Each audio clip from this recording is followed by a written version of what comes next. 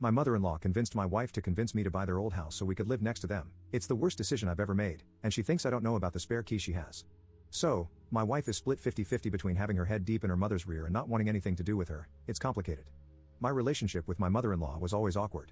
She didn't want her precious daughter to leave home and build her own family, so she always tried to shackle my wife as close to her as possible and used every trick up her sleeve to achieve exactly that.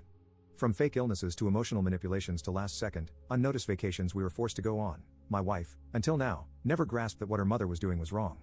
Around 6 months ago, my mother-in-law and father-in-law bought a new house, a smaller one, as they didn't need all that space at their old home. At first, I personally wasn't interested in that house, but somehow my mother-in-law convinced my wife to convince me to buy the house from them, so we could buy it cheaply and have one less worry. I was completely against the purchase. It was incredibly close to their new home, like a 30-minute walking distance, and the amount they asked for, that being $450K, was not justified for the state the house was in. Long story short, my wife got extremely upset with me for not wanting the house, and I just gave up and said yes, so yay, we own a house now. For information, we got the keys, documents, and everything is on paper.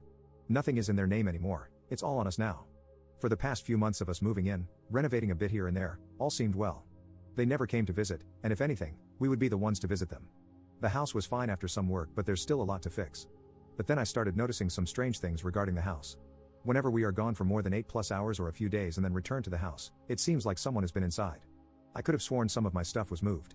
A few times it smelled like gas, as if I left something running in the kitchen, and the sink in one of the bathrooms was wet, even though I always wipe it dry after using it.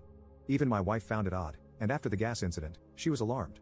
So I figured my mother-in-law probably still had a key that we didn't know about and was snooping around. I bought 2 cheap cameras and installed them so I could see the entrance and the living room, as those two are connected. As someone suggested, I also changed out the locks by buying completely new, secure doors and having them changed, as well as installing new window security since all of those were old. 2 days after everything was changed, I got a text from my mother-in-law saying that I'm an evil person trying to destroy everything she loves, and that she wants the house back from us because she isn't tolerating how we are treating her old property.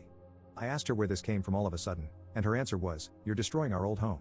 The door was a precious memento, and we shouldn't have changed it without asking her first. I told her the house was no longer hers and we could do whatever we wanted. I didn't hear back from her until now.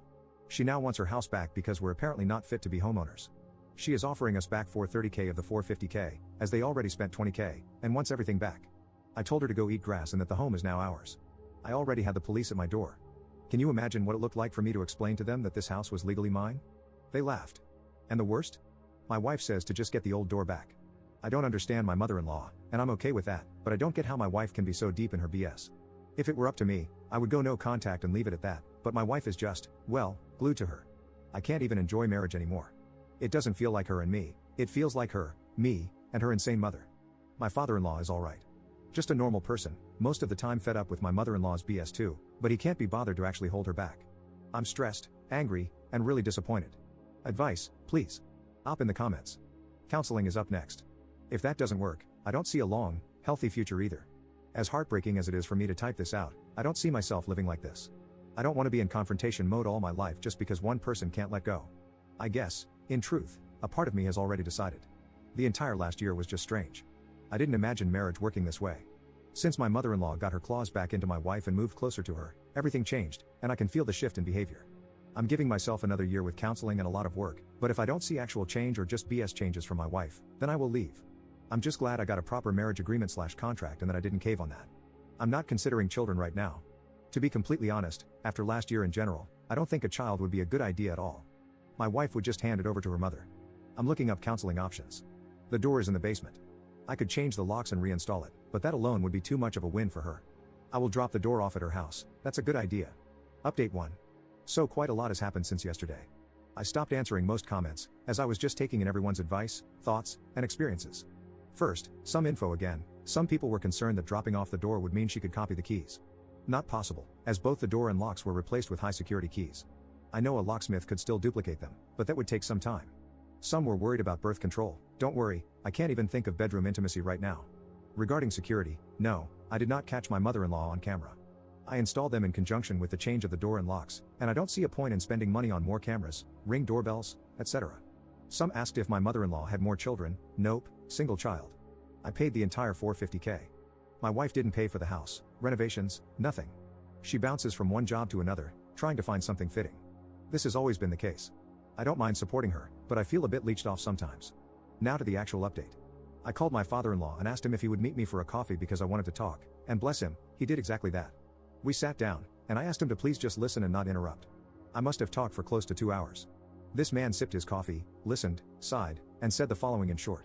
My mother-in-law's plan was to sell us the house, rebuy it, making us literally homeless, so we couldn't say no to her offer to live with her and her husband.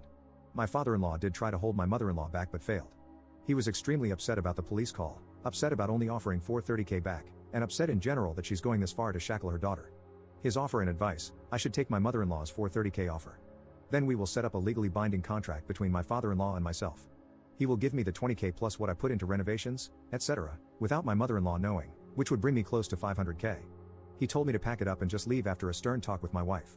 She won't wake up if it's me versus my mother-in-law as long as one of us is in close proximity. He looked sad and upset. We hugged at the end, and he told me not to be too saddened by all of this. Sometimes we need to make hard decisions, and I would regret it if I didn't do this. There was more talk, obviously, but this is the short and interesting part. Back home, I talked with my wife, in a calm tone and manner. She didn't see any evil from her mother, said her mother needs a lot of attention and love like most elderly ladies, and often she sounds meaner than she actually is, but that she only wants the best for us. Us? No, she only cares what's best for her and her own intentions. We argued a bit back and forth, and my wife is 100% behind her mother. She said I should get some therapy to get out of the obsession I have with demonizing her mother. I stood up, left, and slept at a friend's that night. I offered couples and individual counseling. It was denied. Apparently, I'm the only one that needs special attention, as she called it. And I guess that's exactly what I need, special attention, by myself, for myself. I already messaged my father-in-law. It's not worth it. Thank you everyone. Thank you for taking the time to help out and listen to someone you don't know. I might take this homeless opportunity and money to get out a bit, explore, and breathe freely for once. Op in the comments. Oh, believe me, I told my wife what my mother-in-law was planning. She denied it and said I was so deep in my coup of demonizing her mother that I was the one needing therapy. We have a pretty tight-knit prenup that specifies no assets or property will be split unless children are involved. She gets what is hers and what she owns, which isn't a lot, and I know this sounds harsh, but this house, for example, is now completely mine. I paid for everything, and she didn't contribute a cent. It's all on paper that this is all on me. So as long as no children or pregnancy are involved, everyone keeps what is theirs. Also note, we do not live in the US, so laws, etc., will be different. I'm not abandoning the house, the homeless part was for when everything is over. As of right now, I'm in the house, alone. Trust me, I'm not going to let this go easily. After reading all the comments, I am already skeptical of my father-in-law too. I've got some ideas up my sleeve. I will get my money back, the house is not going to be sold back to them. A good friend of mine, his wife is an attorney, and we're already messaging back and forth. She is hooking me up with people for everything from lawyers to contracts.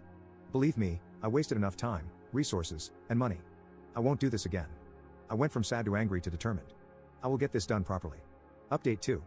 Hello, it's been 4 months now since I came here to ask for advice. Maybe some of you still remember what it was about. Well, a lot has happened. As you know, my father-in-law offered to repay me behind his wife's back. At first, I thought to just take this offer and move on, but after reading what some of you wrote about how it sounded too good to be true and why I should give in, I refused. I don't want this to get too long, so here is what happened in the past 4 months. I kicked my wife out, and she's now back at her mother's. I still own the house and got all the repairs and changes done. Since then, I've been renting it out. I gave her back her old precious memento door.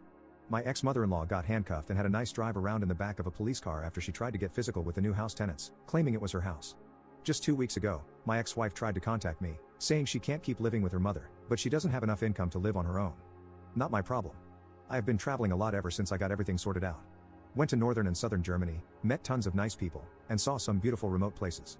All in all, life after kicking out my then wife has been good. I never realized how shackled my thoughts and actions were while being with her after we moved closer to her parents. I now live in a nice 2.5-room apartment near a small city. I enjoy myself and take everything slowly, focusing on work, myself, and just relaxing for once. You wouldn't believe how happy I am that we never had children together. Thank you.